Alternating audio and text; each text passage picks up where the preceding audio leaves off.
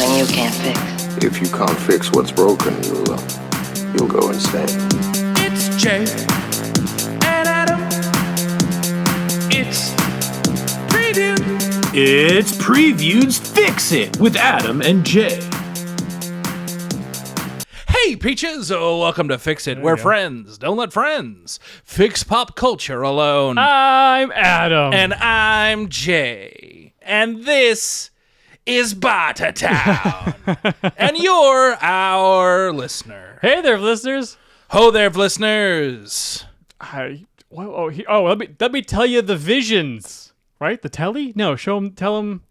Yeah, whatever that little stick whatever thing that was. stick thing was with the widescreen TV. Yeah. The mid-'80s was pretty cool. But Pretty good feature. let me tell you the stories. Yes. The histories from the way back. Yes, that's right, everyone. Every third Monday here in Vlisteria, Adam gathers everyone around the fire and tells all of his tales from what he did in the past 3 weeks. Just the history of his days.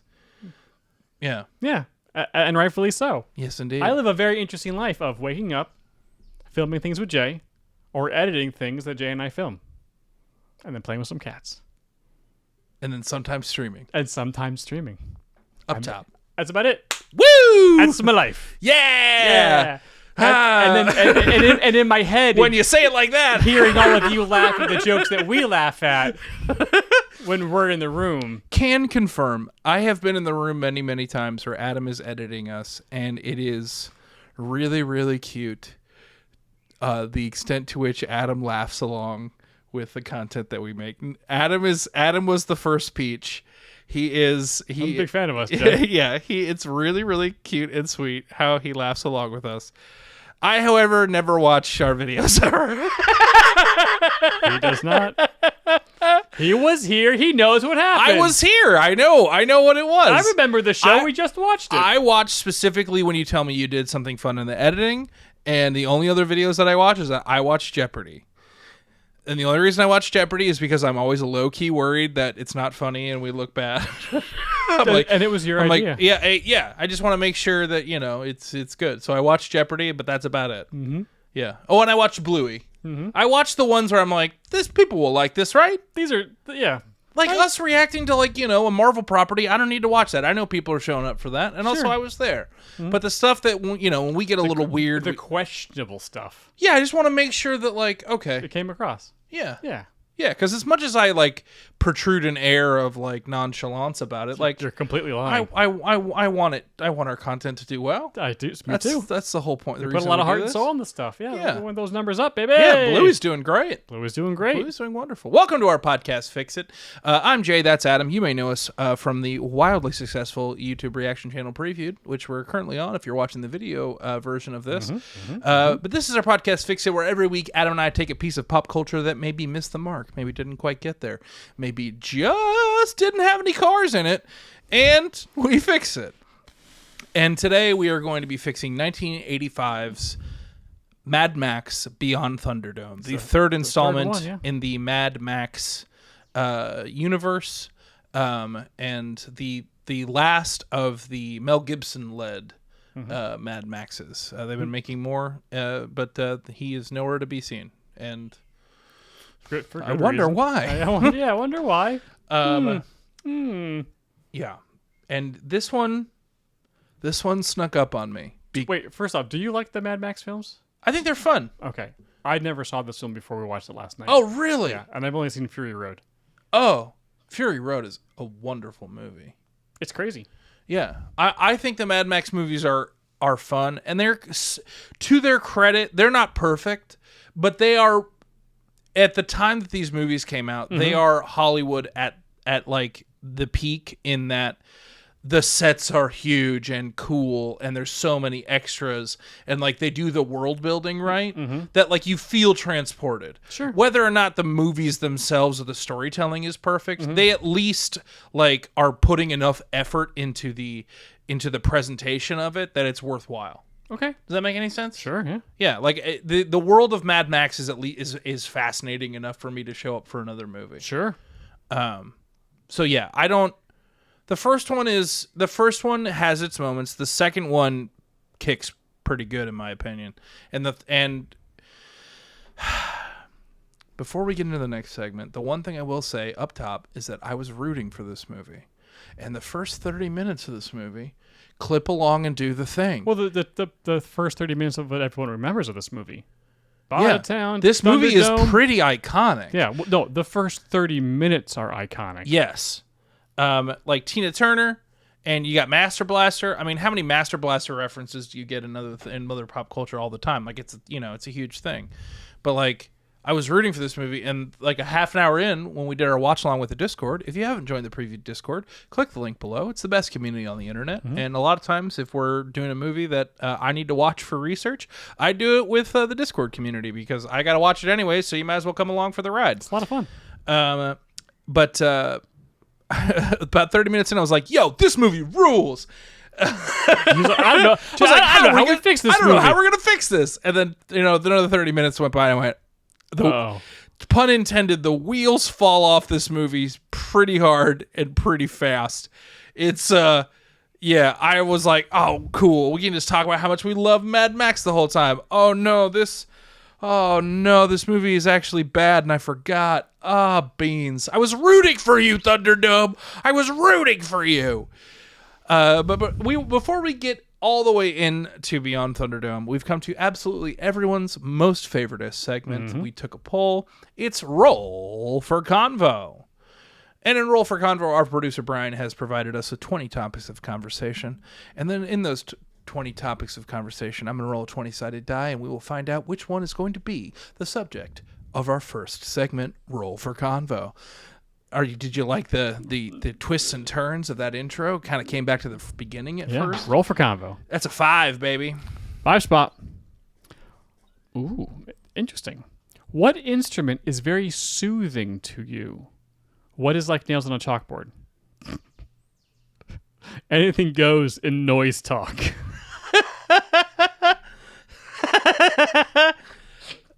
Like instruments in particular? Yes, but I got a sneaking suspicion since he ended it with noise talk that we will slowly gravitate into noises as well.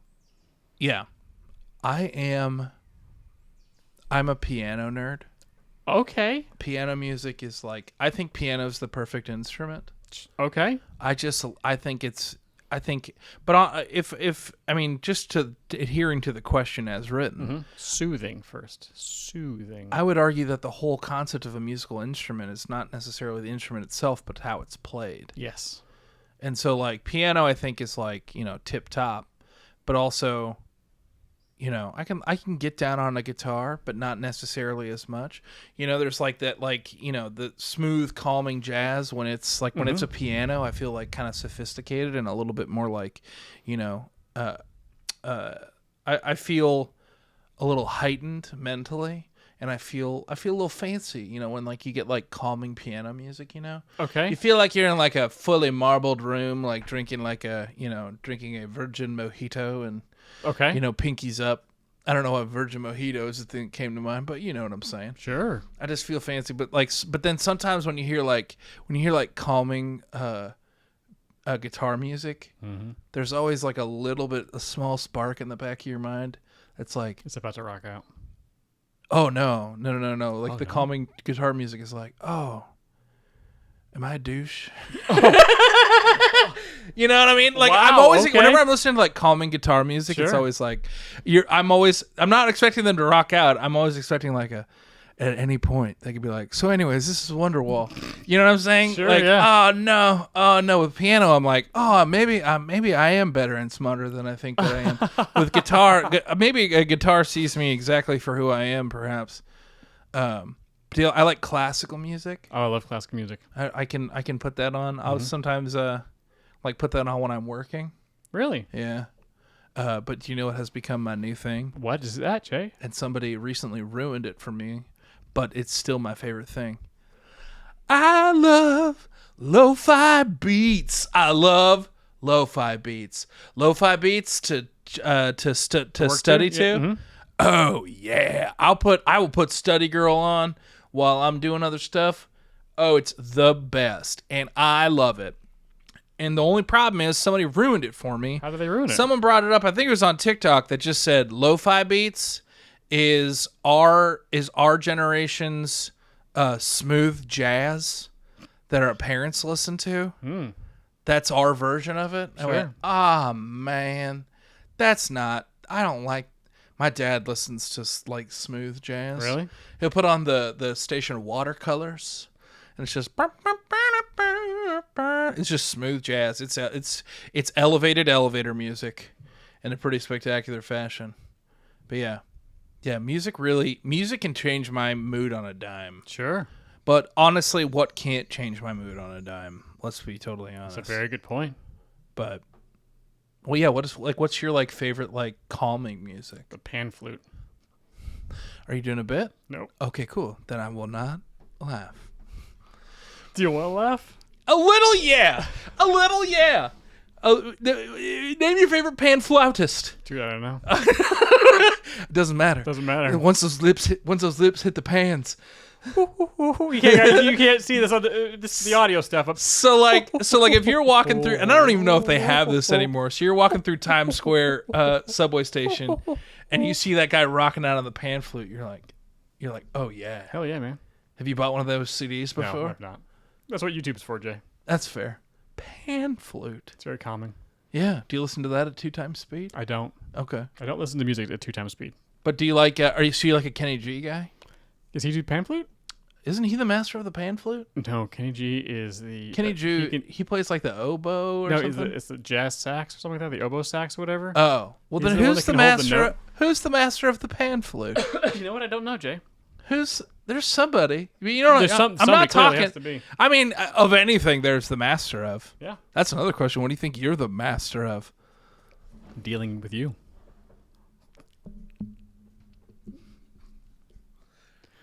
Sir? Sir? Was it the speed of the delivery, Jay? It was the speed of the delivery. But all I have to say to that is, right back at ya.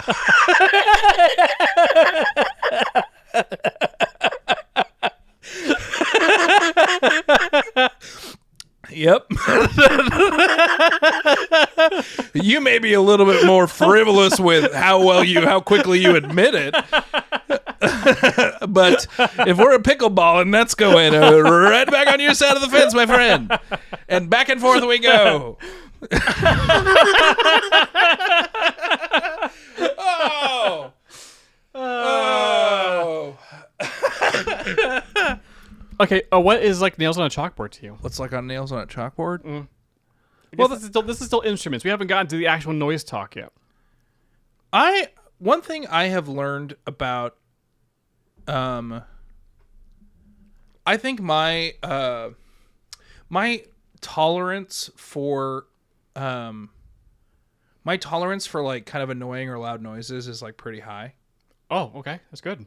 Like in that Kimberly is the type of person that like if anything is beeping, it drives her crazy immediately. She's like, you need whatever Turn it is. the beep off. Turn the beep like off. specifically our baby monitor right now. Mm-hmm. It like the battery. We've killed the battery on the thing and it dies pretty quick and it just has like bing ding bing. I think you've heard it on like when I'm calling. When we're calling. Sometimes you can hear it in the background. It doesn't really bother me. How many beeps does it take before it kind of just disappears into the background noise? Before the battery fully dies? I don't know. A little while. No, what I mean, like, is it like sometimes the microwave beeps are like, oh, you open me up, my timer's done, the timer's done, and it's just like 3 beeps, and then it's like it's just background noise. I don't hear it anymore. I think that happens pretty quick for me. I also worked in like restaurants and stuff where like everything's beeping all the time, so I just like don't even think about it. But like it drives Kimberly crazy immediately. One noise that I have found that that changes my mood immediately, and I know that this is a biological imperative. Okay. But if the boy is crying, sure, I am not okay basically immediately. Really? Immediately. To the point where Kimberly and I had to have like a conversation about it. She was like, hey, when he's crying, you need to relax. It's okay. I've gotten better at it. But like I'm like, my baby. Yeah, I don't like it when he cries. Sure. I don't like it. I want to fix it immediately. It's probably not, he's got to learn how to cry a little bit. Mm-hmm. But I'm a sucker. I can't. He's gotta like lurk behind the door frame. Yeah, it's like when wait, it's like in Modern Family when Cam and Mitchell are trying to Ferberize the baby. Ferberize? When it just let her cry it out. Oh, okay. And like Cam can't do it. That's me. Honestly, Cam in that show and I have a lot of similar qualities. Mm-hmm. And you're my Mitchell. Yep. I'm aware. But yeah, I can't. Like a baby crying or like someone being upset. Like a human being upset in any capacity, I can't ignore. Huh. If they're angry, if they're sad, like I will tune into that sound. I guess this is more of an emotional thing, but like I will tune into that more immediately. Sure. Yeah. What about you? Well, I don't know enough about music, or I haven't really come across an instrument that makes me go, God, nope, we're stop right now. Yeah, they don't really. Yeah, because like I love bagpipes. I might be one of the rare percentage of people. I who love bagpipes. bagpipes too, man. I listen to them all day. Like even like weird sounds, like a theremin. Like this has a place. This is pretty cool. Yeah, but I think that's inherently like that's inherently an instrument thing. I mean, like they're designed, like the whole concept of it is that like they're designed to play well. Sure. Like very rare. I would imagine that like I would hate an instrument if I was around someone learning that instrument for a long time. That would be really annoying. Like I had a neighbor in college who was learning how to play the trumpet. I actually have an answer for that. Oh. The instrument that I can't stand listening to Hit me. is Idina Menzel's voice, which is an instrument. What? Okay. That's an instrument. The That's human voice. wild. I know. I don't like her singing voice. Really? Yes. I know I am alone on this island, or there's very few people here with me. But for whatever There's reason, so much more to not like about Idina Menzel that's not her voice. I'm unaware of that. My only touchstone to her is her voice. Huh. And when I've heard her sing, like, no, this isn't right. I don't like this at all. Yeah. Yeah. Yeah. Okay, that's fair. Yeah. But she sings Into the Unknown. I know. And she wails on it. She nails it. I think there are other people that have a better voice for Elsa. I mean, granted, the Panic at the Disco version of Into the Unknown is better than the... Oh, I haven't heard that It's before. really good. Oh, I bet, It's the yeah. best version of the song. Oh, cool. Yeah. Because also Brendan Urie absolutely sings his friggin' little brains out. The little guy's got a lot of sound in him. You know what I mean? Like what noises, what sounds soothe you? You talked about babies crying and things of that nature, but what's your soothing sounds? Not music, sounds. I mean, if I get lightly and I know this is a baby thing, Sure, but I just realized you're a big old baby. I'm a big old baby. But if I get like quietly shushed, like that will soothe me almost immediately. Oh wow. Yeah, and it does for the boy too. I like holding him when he goes to sleep, and I say shh. Are you shushing And yourself? I rub his little eyebrows. Yeah, sometimes I fall asleep too. This is the type of guy who's going to hypnotize somebody. He also hypnotizes himself. Yeah, man. Yeah. That sounds great. We're both in this delusion. Then you're both stuck. Yeah. Oh, crap. We inceptioned ourselves. Yeah. Oh, no. I guess we're chickens. Oops. What about you? Rain. Oh, yeah, like a thunderstorm. Ooh, a thunderstorm. Ooh, Dude, yeah. there's some 8-hour videos on YouTube just like, hey, it's just rain with a black screen rain sounds. Like, Yeah. Get it in me. I really like, I have found that, like, ASMR massages, which is, I guess, kind of like the soothing sound, of being, like, physically, like, Oh, yeah. touched. Like the ASMR of, like, human contact. Human contact, rubbing, kind of like, kneading a muscle is like, oh. Because usually, here's the way my day goes. Is we're talking about, oh, yeah, what's Adam's days like? Wake up, shoot with Jay, edit, play with the cats. Usually there's about a half hour in there, somewhere like late in the afternoon. I was like, you know what? My brain's been working solving puzzles all day. I just need a half-hour break to just like let my brain rest a hot second. Yeah. So I can finish off some stuff in the night. And I usually just like put on a little rain sound, sometimes a little, ASMR massage or whatever. And it's like my brain's just like, Do you watch those at 2x speed as well? Or? Nope. That's 1x speed, baby. Those getting normal speed, Jay. Okay. Yeah. Because if you do it like it's too fast. It's gonna be like nice and gentle. That's a different video. You know, that's a different thing. But, I will real quick, since anything goes in noise talk. Okay. I don't think I might have shared this before, but this is one of my very few noise stories. There was a time back when I was in my late 20s where I needed a lot of money, or just needed money because I didn't have like a steady job or enough part-time jobs. I owed a lot of money. I owed a lot of money to the mob. A lot. No, it wasn't the mom, Jay. And what was it? I can't tell you. That's a bit. Don't worry about it. My girlfriend at the time, she worked at the hospital, and it was like, hey, they have studies going on for like MRI stuff. You just need someone to take an MRI. It's like, oh, I can get into a tight little tube, have a magnet spin around me.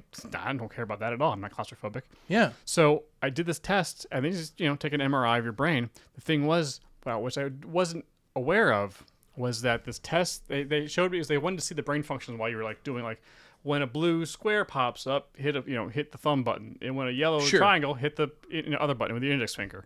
That's like the perfect kind of test to take part in because there's nothing invasive. You're not taking experimental you're just sitting meditation. There, you're just laying there with some blankets on. Yeah. It's nice and cozy. How much money are you making doing this? It's like $100 or so bucks. That's not bad. Not bad for about an hour. For only an hour? Mm-hmm. Oh hell yeah! I'll do 8 of those. Come on. What they didn't tell me, was that there was 3 rounds. One round, when the blue square popped up, a piercing static sound accompanied it. Rude. That like some type of high pitched static that will pierce right through any mental defense you have. Yeah. It's like when the concept of like you don't understand how like a sonic attack works until you like experience it and you go, oh yeah. Yeah. And so it was like just seeing the, I realized immediately what was happening. Yeah. And it's like, because then I'm starting to anticipate the sound and then the second round, the yellow triangle was the thing that accompanied with the sound. In the third round, there was nothing. That was the what do you call constant? it? Yes. Whatever. The control. The control, yeah. So it was terrible. I almost quit. They're like, but I needed the money. Yeah. They're like, Adam, you okay? I'm like, yeah, okay, cool, guys. Yep, let's see what the test is. Like, I figured it out. He's like, this sucks. So I want you guys to know this sucks. Yeah. It was the worst thing I've ever heard. Yeah. And you're pretty sensitive to loud, sudden noises. My ears are still really good because I got with syncing and everything. Like I can still tell when things are just a frame off. Because a lot of people's ears. Yeah. The hearing starts to go. Oh, my ears are Swiss cheese at this point. But yeah, no, I've been trying to do a good job of keeping things low with the earbuds and stuff like that, so I can still have hear everything. And you're trying to keep your body in mint condition. I understand that. As long as possible, baby. Yeah. Be mint on card. That's the thing. We key out the box that Adam is in. This is the plastic box. Yeah. Yeah, dude. High pitched static squeals. Right out. It's just like the most scientifically engineered thing to just pierce right through your brain. Yeah. Absolutely the worst. I feel that. I mean, I think that's the interesting thing about like that kind of, they say that like that's one of the things you can't train out of animals is a reaction to a sudden loud noise. They're just going to do what they're going to do. Mm-hmm. Like you can't, that's why like you even trained horses, they're like domesticated, but like don't spook them because like you have no clue what's going to happen. All right. Well, this has been Noise Talk, everybody. Good job, Brian. Oh, man. The master of the pan flute. What is even... I'm having a hard time even really like imagining the pan flute right now. It's just like the little, it's hand high sized. We got 5 or 6 little reeds on it or whatever. Do you think you could learn how to play the pan flute? Probably. If you had to play it's like blowing on a bottle. I know, but do you think you'd want to ever play an instrument? Not really. Oh, okay.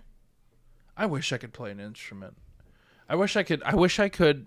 I feel like it's the same way I wish I could draw better. I have a decent like ability to communicate visually art. Sure. Like I can draw okay. I can like you can draw good? I can draw good.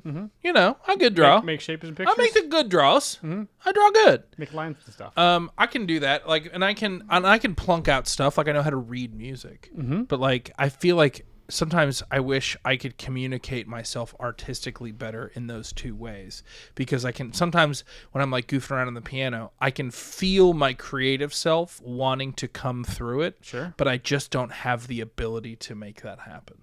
Does that make That's any frustrating. sense? Oh, sure, absolutely. Yeah. Yeah. But that's my own fault, because my parents tried to give me piano lessons and I said no, because I was a me pain too. in the butt.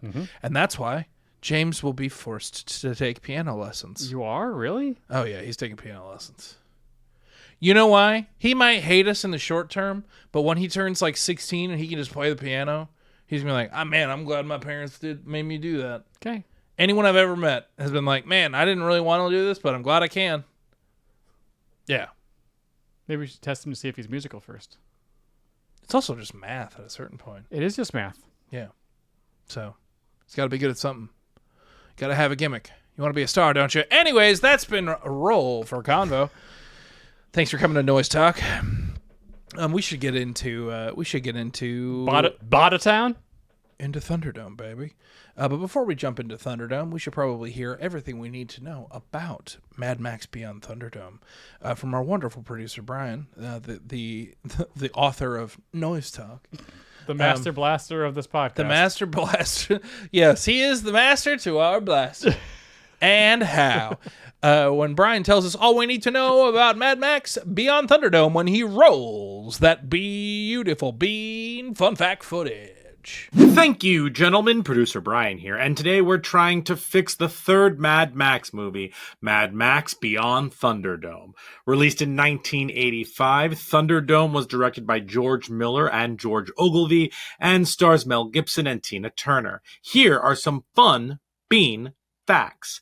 This movie had a budget of around $10 million and made $36 million at the box office. Now, George Miller's producing partner, Byron Kennedy, had been tragically killed in a helicopter crash a few years earlier, and so Miller was reluctant to make another Mad Max movie. But in the end, he did as a form of grieving. Miller asked friend George Ogilvy to co-direct with him as he had too much on his plate on top of working through the death of Kennedy. The great Maurice Jarre composed the score to this film, and people are divided on this movie if it's peak or valley of the original Mad Max trilogy. But if you care, this has an 80% on Rotten Tomatoes and a 3.0 on Letterboxd, and that's out of 5. Anyway, back to you, gentlemen, and please enjoy writing your fix. Very well done, Good Brian. job, Brian. Nicely done. You were the master of blasting out those facts. Yes, indeed. He blasted them out. He used all the power of methane and got it out there. However they said, methane? Somebody was saying methane. Man, it's methane. Methane. Methane. Methane. But Mad Max Beyond Thunderdome. The movie that I was rooting for so incredibly hard. Really were. I had such fond memories of this film, and I realized it's been like 15 years since I've seen it. Wow. Like, it's been quite a while, and I was like, "Oh yeah, this movie rules."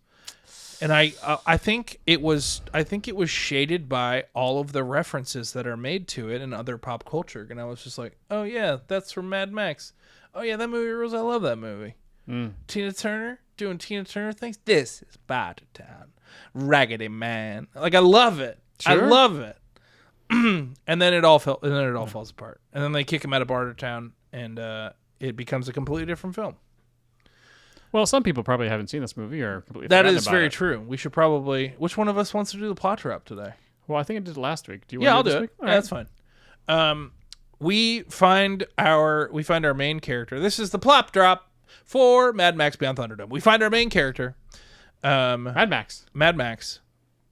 the Wanderer. He is searching for his car, and he comes to Bartertown and finds that the denizens of Bartertown have stolen his car. So he is trying to get it back. So he makes his way into Bartertown and is trying to figure out a way in, and eventually finds himself in the audience of Tina Turner.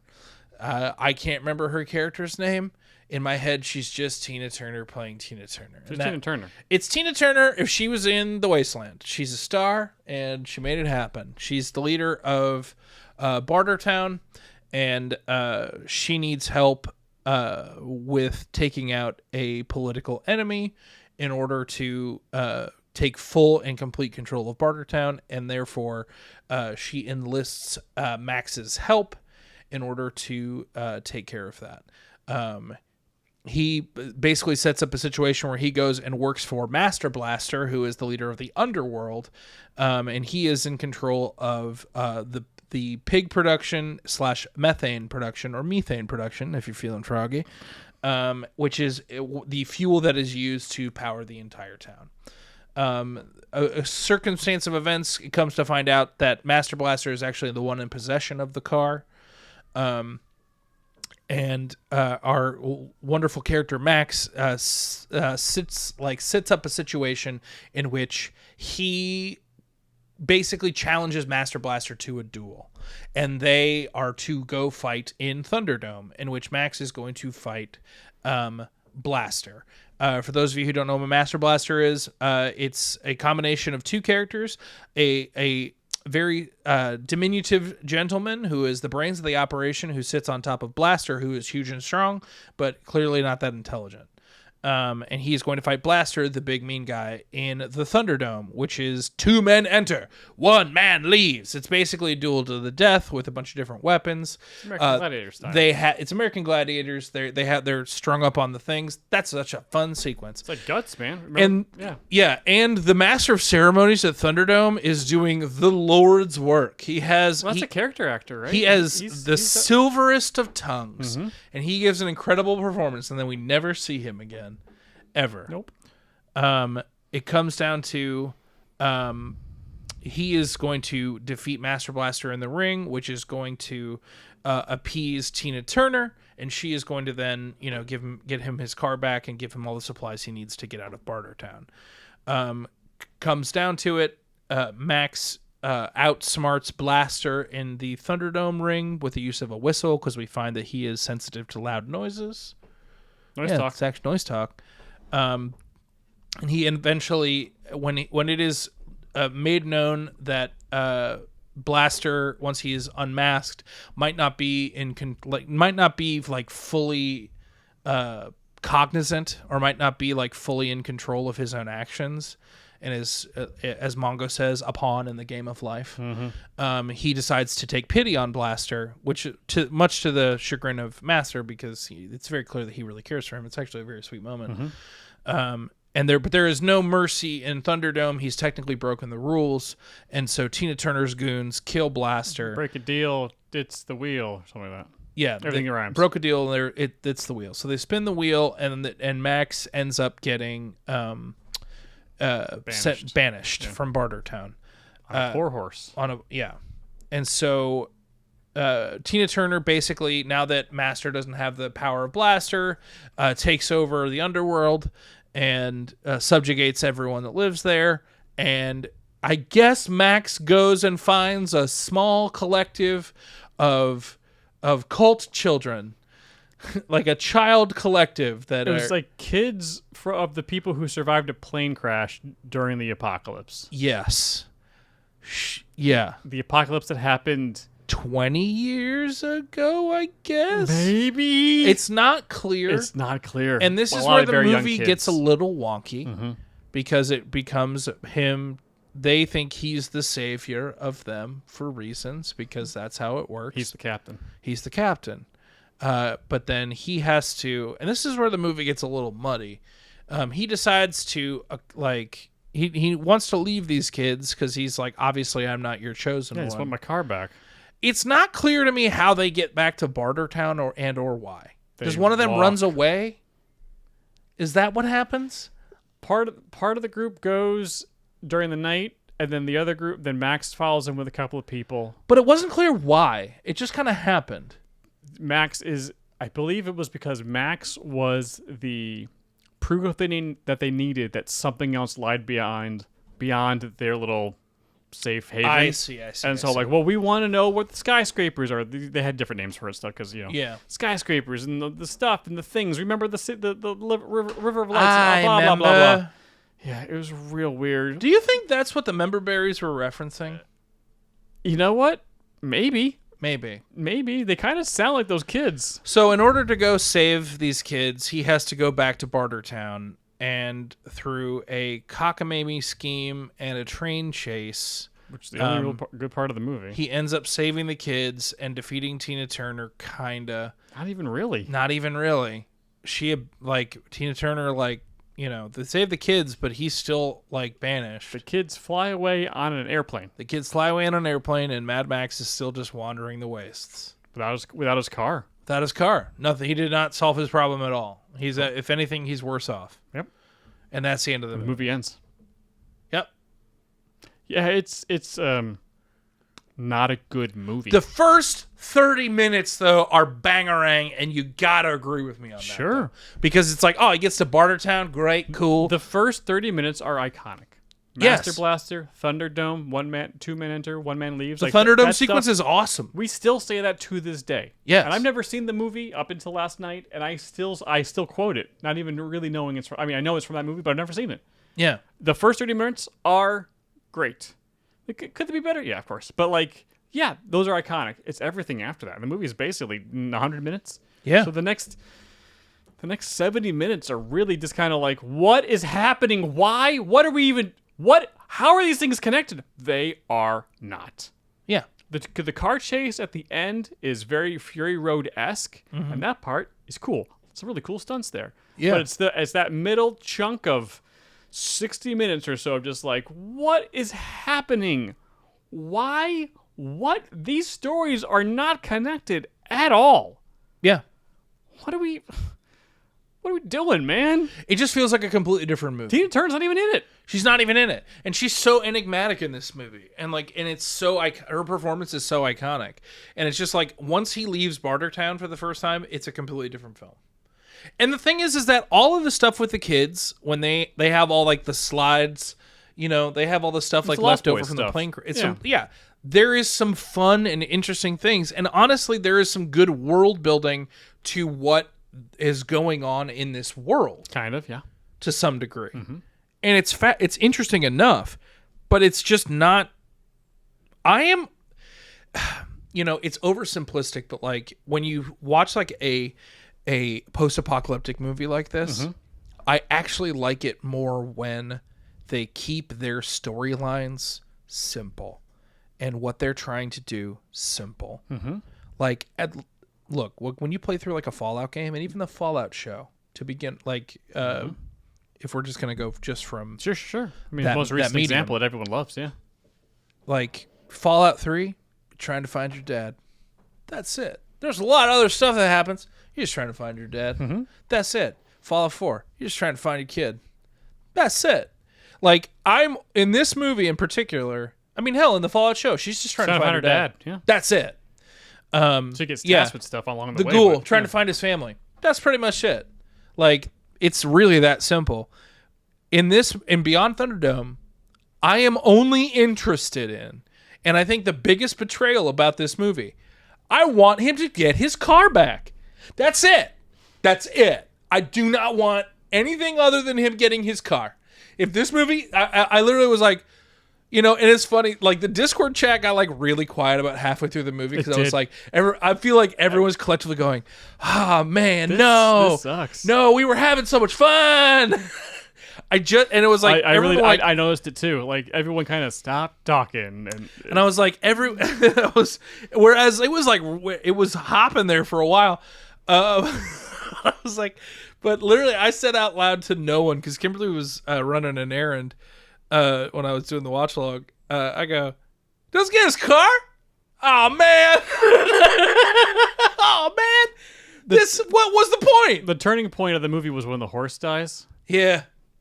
Yeah. And then it's just like, oh man, and then poor horse, poor horse. Oh, the desert just swallowed the horse. Ah, okay, that's weird. Yeah. And then down, and that's 30, 5-ish minutes. It's really and then quick. It's all down. All the iconic stuff happens really fast in Yeah. this movie. Yeah. Like it plays it really fast and loose, and then we spend 45 minutes with these kids, and it's like, yo, we've been here forever. It's and I'm realizing like a lot of these post-apocalyptic movies,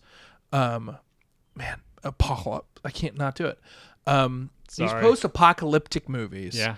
don't know how to write a second act, like at all. No. Second into third. They know how to finish it. They know how to start it. But wow. Like even we most recently for the show, we watched Waterworld. And Yeah. it's like strong start, decently strong finish. Yeah. But like that middle middle is hour. terrible. That middle hour is a slog. Like wow, what a slog. Something has to happen here, and then they have to somehow grow closer, and they kind of maybe do. And it's like and then they get the bad guy show up again. you can almost feel the writers like get bogged down in anything. You can kind of do whatever you want, and then people go, "Oh no, that's not enough structure at all." You know what I'm saying? Yeah.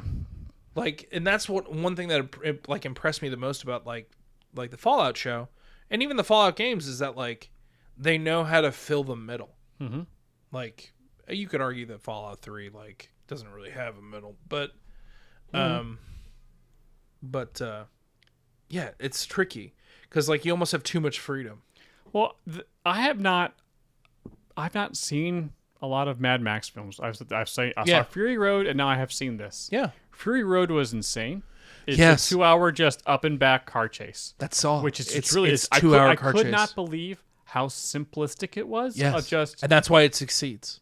yes, because Mad Max, and this is what I liked about Fallout, but I don't enjoy about the Mad Max universe, because apocalyptic movies, I'm fine with post-apocalypses. Sure. I just need structure to the world as is. Yeah. And Mad Max doesn't do it.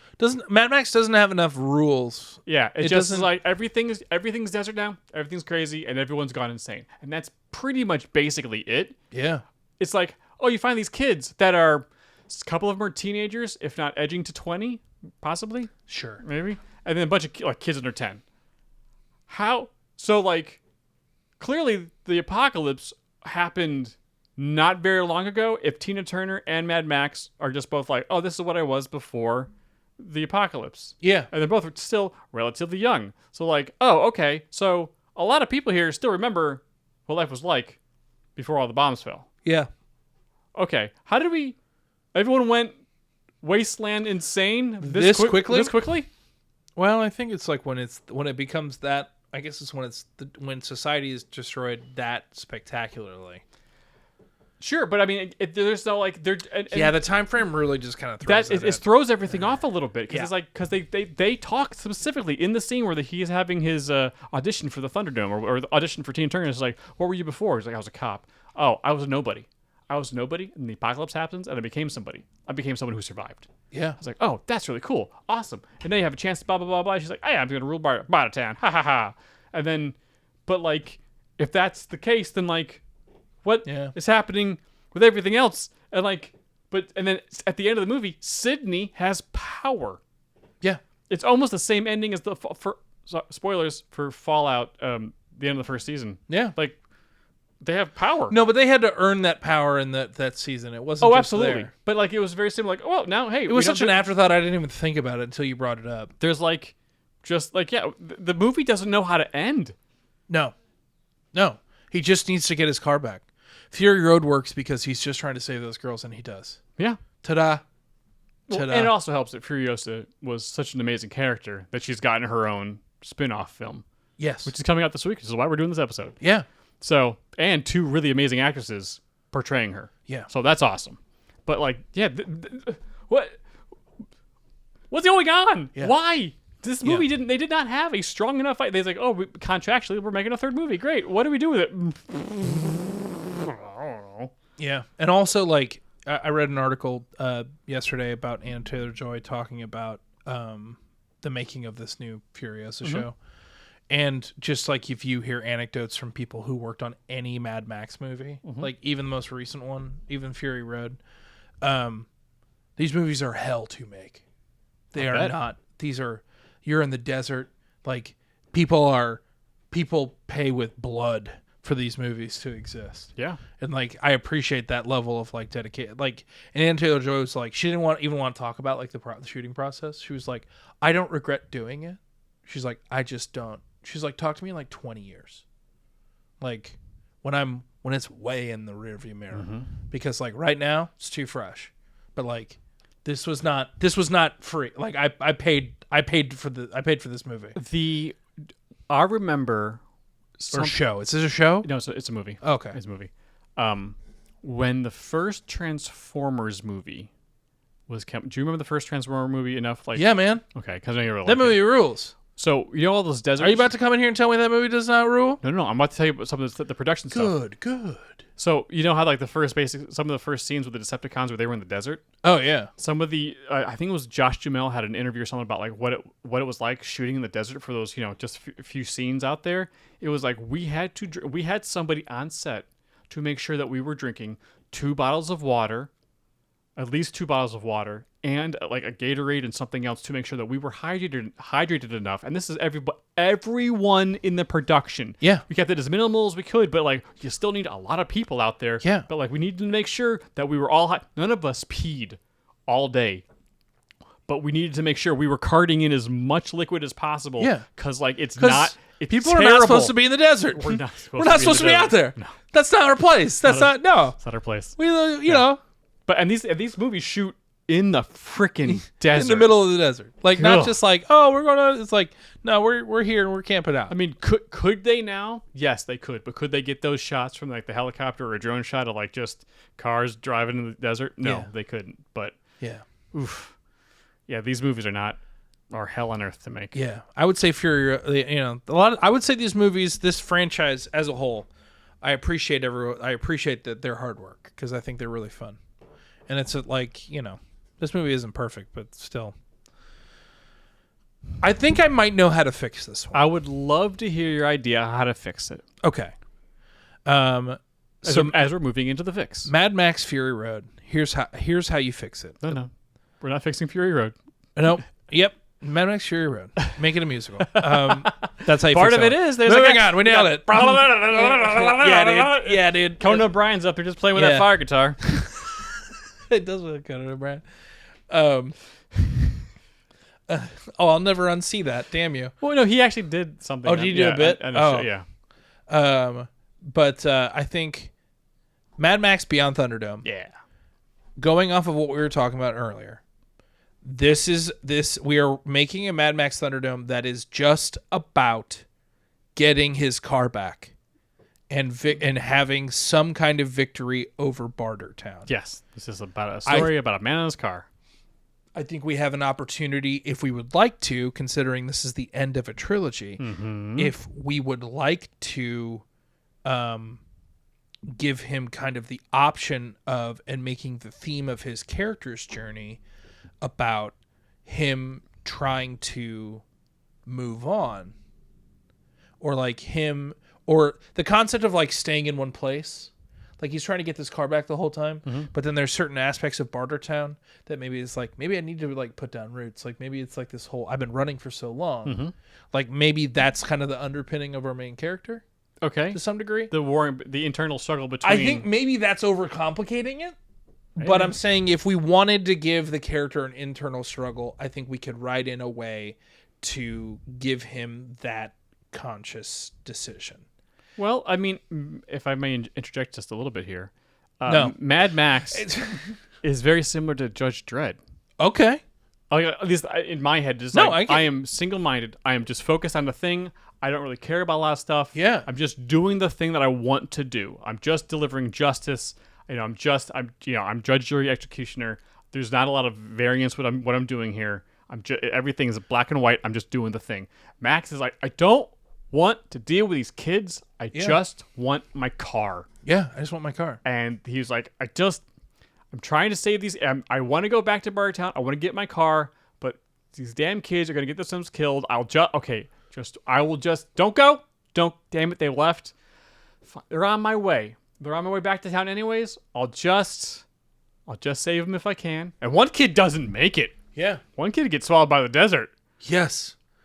So like, fine, it's fine, it's fine. And then at the end, he's like, well, okay, and now I'm here, away from Bartertown, still carless. I guess I'm walking again. Like, I think just, with his single-minded drive, giving him a little bit of, or maybe hell, you know what? I know this is maybe too much, and this is just me talking and not someone who's very knowledgeable about the Mad Max films, but just some brief glimpse of what his life like was before. Okay.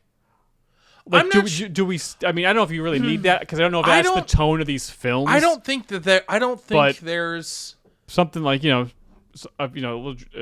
to inform us on a little bit more of Max. But maybe we don't. But maybe we don't. Maybe that's what these are all about. I don't think are. I could be wrong about that. I think they're simple, and here's okay. And I think there's a way to incorporate everything that this movie has given us from a lore perspective. Okay. If we want to. Sure.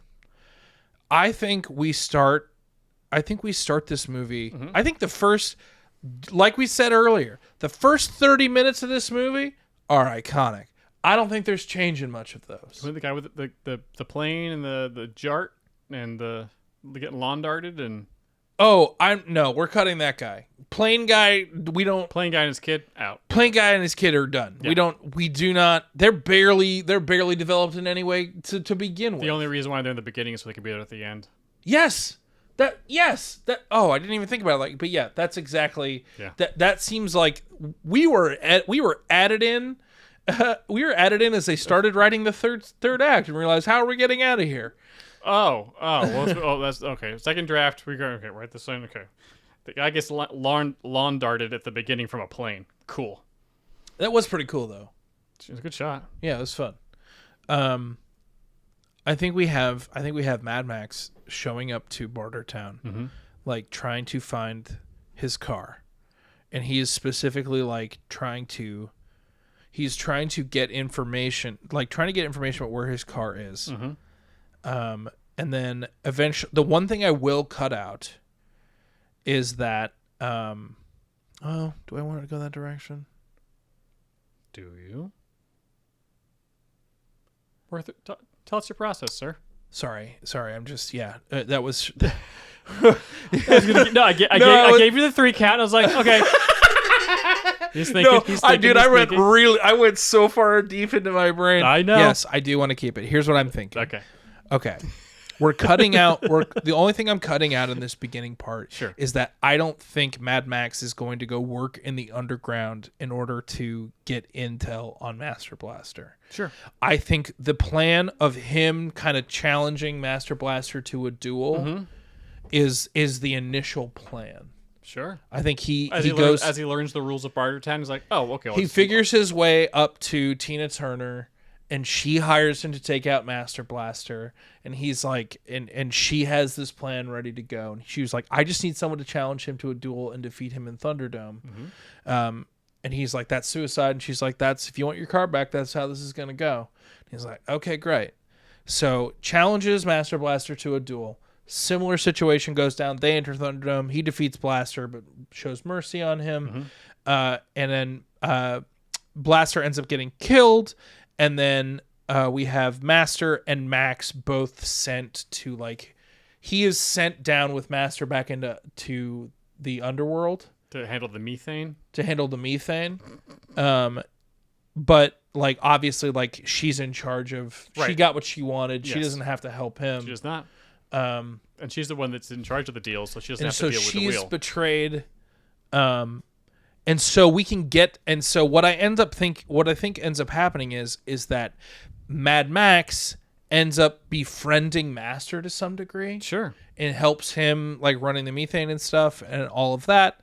And obviously, he's trying to get back at Tina Turner because they've had that power dynamic the whole time. Who runs Bartertown? That's so good. Yeah. So good. There's so much iconic stuff in this movie, then it goes so bad. Okay. I think we find out. The end of your first act. The end of the first same, act. Except they both get sent down to handle. They both get sent down. Tina Turner basically says, "Well, you didn't kill him, so you didn't handle the deal, so you're We are not I'm not giving you your car initially back, and now you're going down to Yes. So she's taking care of gets both betrayed. of her problems. Yes, he gets betrayed, and Tina Turner takes over. Precise. End of Act 1. End of Act 1. Everyone stays in Bartertown. End of Act 2, or the beginning of Act 2, we find out, like, Master is like, cool, let's figure out a plan to get back at Tina Turner. We find out that Bartertown is every year has a death race. Hell yeah. And all of the surrounding like cities and tribes can produce a champion to like race for their town, and like the town, like that town or group gets to be like they get some sort of large prize or whatever it is, and the driver gets their wish or something like that. And he was like, I'm sure like if you wanted to win this race, like you could use your favor in order to get your stuff back and then kind of get rid of Tina Turner, because the power dynamic would shift and there's somebody else would be in charge of the city. Yeah, maybe it's like the town who gets to win like gets to send the person to run Bartertown, because Bartertown is like the hub of the economy for all these different groups. Okay, maybe more of a boon, because I don't think Tina Turner, after all this, you know what I'm saying. Yeah, like it's some type of boon from the city. Yes, and he's like, we can use this as an opportunity for both you to get your car back, but also we could use this race as a moment to like kind of like stick it to Tina. So maybe there's like an ulterior motive there. Because she did actually break the rules. Yes, she sure did. Yeah, but no one knows about it.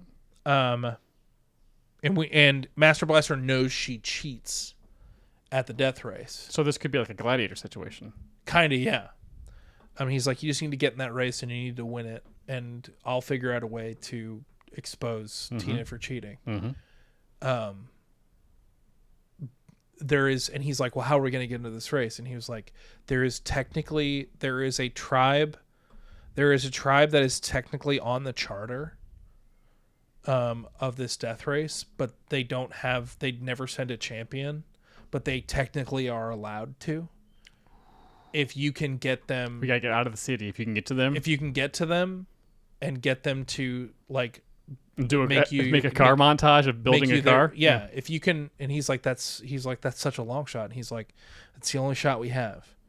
And so, if we wanted to include the children, I think we would have Mad Max escaping Bartertown. That's a fun sequence. Sure. And him trying to get out to wherever the coordinates are. And once he's there with all these kiddos and realizes that's why they haven't sent a champion. Yes, he doesn't know. He just knows there's a tribe here that's part of the thing that could be part of the thing that was never done. And he's like, he did not explain this properly at all. And maybe like in this case, like they're in like a plane wreckage, but like they can construct a car from like old plane parts or something. They can figure something out.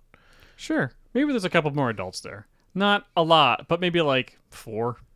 Maybe like one old man. Yeah. Some adult has to be there. At least one adult has to be there, but it's got to be like, 25 kids. Yeah. But also, where did all those kids come from? That plane was not that full of kids. No, they were. CJ, when a man loves a woman and there's nothing left to do in the apocalypse. No, I understand, but then where all do the adults go? They went with the captain to try to.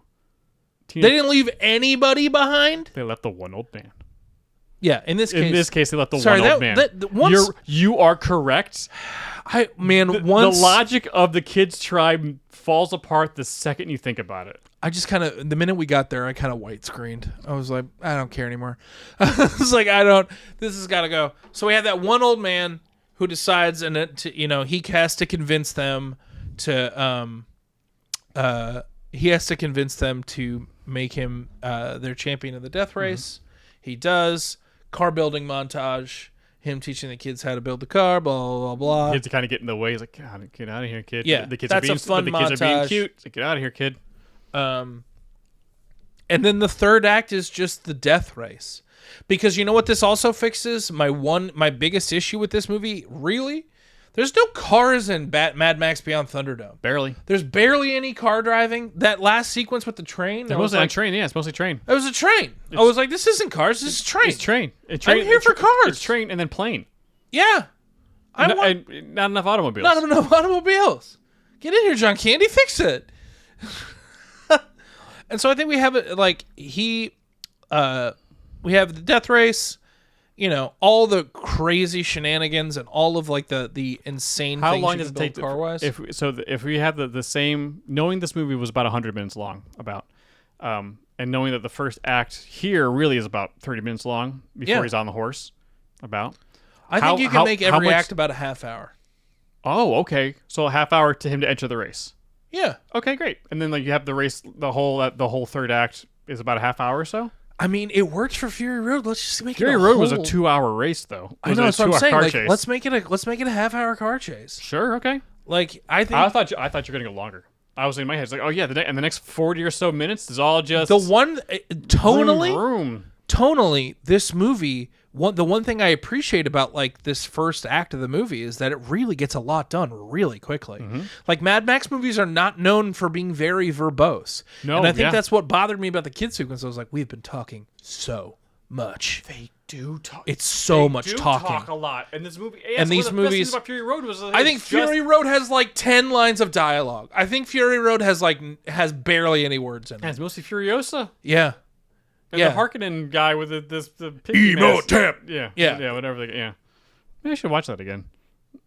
It was kind of crazy. I've only seen it once. Emote and Joe. Yeah, it's a good movie.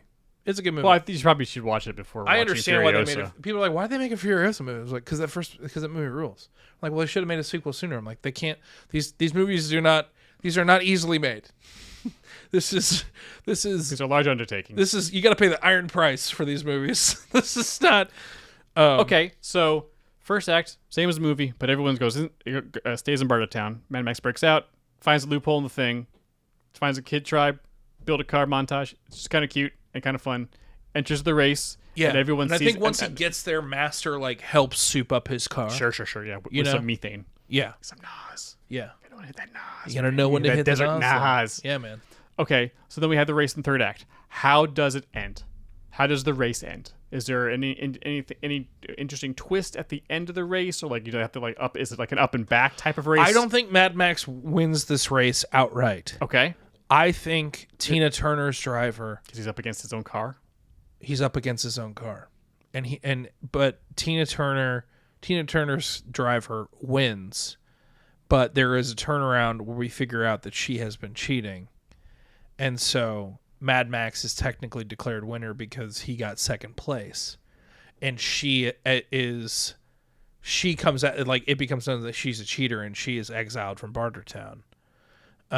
And she broke the deal. She faced the wheel. Yeah, and I think, and if we wanted to complicate this movie a little bit more, mm-hmm.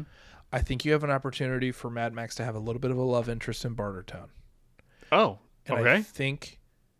I think there is a way to do this, and I know this is technically what happened in Waterworld. I like the idea of him having some pseudo relationship with her, and there being the option of him staying in Bartertown, and building a life here, and all these kids are like, you can stay with us, we love you, man, you're the best, great. And I think what would make it an interesting ending is that Mad Max is given the opportunity, he sees that she had been cheating with his car, and all the winnings come out, and they start putting it in his car. I think after all this action is going, we cut back to Mad Max loading all of his winnings into his old car mm-hmm. that was souped up by Tina Turner, and we see him pull off into the sunset. He's like, nope, I came here for my car, I got my car. Peace. Bye. Yep. Bye. And then you have him alone on the road again, but it is a very aggressive and specific choice. And I think and I think if you set it up properly, they did that in Waterworld, but it just didn't land right. No, it didn't. And that's one thing that Mel Gibson can do that Kevin Costner cannot do. Mel Gibson can be a jerk in a movie and still be charming, but mentally I know he's a jerk. Do you know what I'm saying? Yeah. Kevin Costner, when he's being rude in a movie, I'm like, but come on, you're Kevin Costner. You know? Sure. I just didn't buy it. Yeah. I always thought he was being sarcastic, but when he's mean in a movie, I'm like, no. I was like, he's not a total jerk, but he means it. And so like I like the idea of Mad Max taking off and that being the end of the movie. Yeah. And that's it. He's just That's like, it. he's like, I got what I needed out of Bartertown. I'm out. There's no place for me. Like, Wanderer's got to wander, man. Yeah. The Wanderer continues to wander. But I like the idea of the movie trying to make an earnest attempt at him not. Yeah. Because society is to some degree coming back a little bit. They're all insane and crazy, Yeah. but it's coming back a little bit. It's like Reacher. We don't have a lot of Wanderer characters. And if you wanted to give him more backstory. Mhm. Sorry, this is just coming to me. Sure.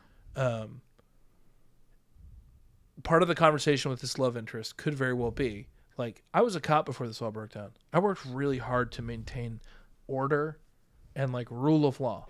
It was really important to me. And then everything completely fell apart. And like, if I've learned anything, the harder you try to hold on to power, like, and you try to control things, the quicker things fall apart. And you're just hurting yourself more. So like, I've already done this once. and so I think like he can, Yeah. I think we can kind of trick the audience, quote unquote, into maybe thinking that maybe he'll stay there because he's got all these cute kids and this lady's really pretty, and she's really nice and she means well. She's the teacher at this local school, and all the kids will come and learn. Yeah. Even though learn their histories from the way back time, yeah, or however they said it. From the telly. yeah, but then he just dips He dips. and he get like because the goal was I need my car back. Give me my car. I got my car. Great. Okay, bye. Bye, and that's it. And also you get more like fun because the Barter Town, all their rules and stuff are fun, and that world building is fun. So we get like there's a death race. I'm sure they have like a lot of like pomp and circumstance around Sure, it. That's people really can be weird and more jumping wastelandy. on, elastic Yeah, bands. you get more car chases, but in almost a cannonball run style, which everyone loves that. I think this scratches all the itches, and you can do it relatively quickly. You can do the thing. 90 minutes, 100 minutes. Yeah, that's Thunderdome. In and out. Beyond Thunderdome, because the race is beyond Thunderdome. Yeah, like it's the Beyond race or something. Something. Yeah, that's good. Yeah. And it's one cohesive story, not two. About a man getting his car back. It's about buying and getting his car back. And he actually gets his car back. I could not believe they ended the movie like not that. I couldn't believe it. I couldn't believe. Oh, and also we know what happens to Tina Turner. She just doesn't laugh at his face and then walk off. Why didn't she kill him? I don't know, because I guess leaving him there is as good as killing him, to some degree. Is it? I don't know. She Probably called him walk Raggedy back. Man. Who cares? Raggedy Man. I love you, Tina. I will say this: my biggest look. As much as the ending really frustrated me, and some of the people on Discord disagreed with me on this, but Yes. my biggest frustration with the whole thing. Okay. You have Tina Turner in this movie, and she's very clearly very happy to be in this movie. She's having a great time. Man, the Thunderdome song sucks, Tina.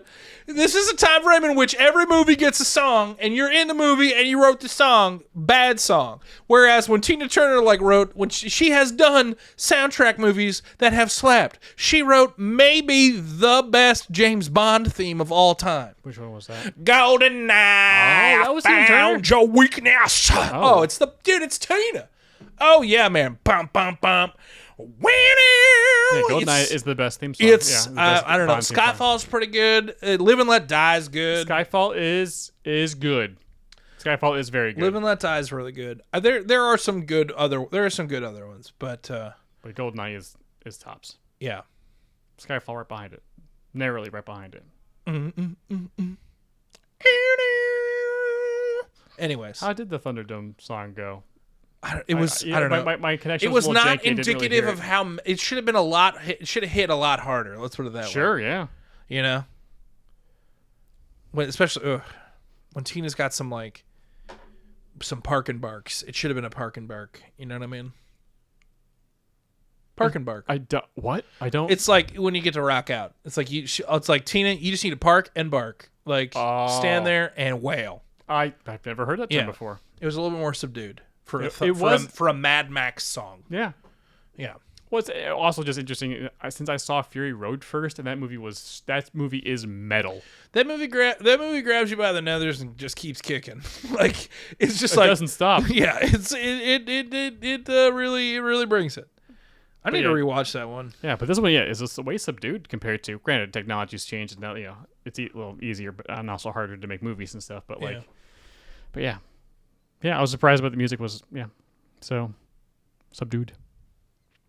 So that's Beyond Thunderdome, and I think that's sufficient. That is absolutely sufficient. Because it's I think The first act is great. We just got to fix those last two. Is there anything you want to like sneak in there or tweak in there? You think you need or? I don't think so, dude. No? I mean, it sounds good to me. That because the car chase was the chase at the end was awesome. There's some really good stunts in there. Yeah. Some really good stunts and like in some places and with some shots that was hard to get those stunts. Mm-hmm. Like I was like that shot comp. I was like, I don't know how they did that. Good for them. Yeah. Why didn't In we do this sooner? 85? Okay. In 85. Yeah. Why didn't we do this sooner? Like get in a freaking car and start driving around the desert. Yeah. Going real fast. Little car go fast. Little car, go fast.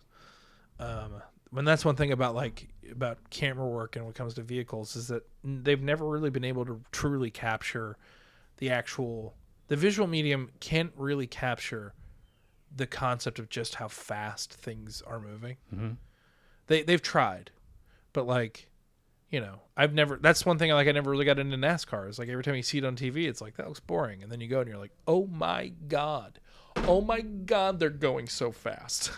Oh, I get it now. They're all a split second away from death. Oh, I get it now. Yeah. Wow, this is impressive. They're like these aren't athletes. I'm like, dude, yeah, they are. You know how hard it is? You know how hard it is to go that fast in a car for that long? It's hard. Oh my god. But like that movie gets close. But well, I think we did it, my man. We did do it, Jay. Good job, Jay. I think we fixed it. Good job.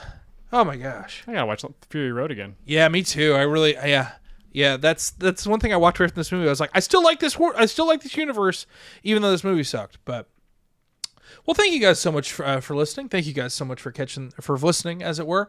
If you're catching this on YouTube, you know what to do. Like, subscribe, hit that bell, do that YouTube that you do so well. And if you're catching this wherever you catch your audio podcasts, leave us 5 stars. Maybe leave us a nice little review. It makes me happy, and apparently it helps with the algorithm.